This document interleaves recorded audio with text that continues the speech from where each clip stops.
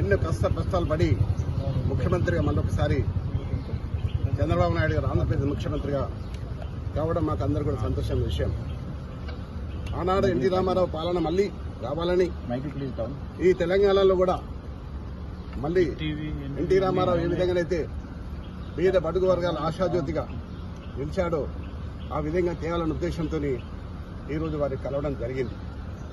అంతేకాదు ఈరోజు హైదరాబాద్ నగరం ఇంత సుందర నగరంగా తీర్చిదిద్దామంటే ఆనాడు నన్ను మేయర్గా చేసిన చంద్రబాబు నాయుడు గారు ఆయన ముఖ్యమంత్రిగా ఉన్నప్పుడే హైదరాబాద్, సికింద్రాబాద్, హుస్సేన్ సాగర్తో పాటు ఈరోజు సైబరాబాద్ సిటీ తీసుకొచ్చింది కూడా చంద్రబాబు నాయుడు గారు. దానికి ఎవరు కాదనలేదు, సాక్ష్యం నేనే. ఈ హైదరాబాద్ నగరంలో clean and green the best city award, the best tourism award తీసుకొచ్చింది కూడా చంద్రబాబు నాయుడు గారు.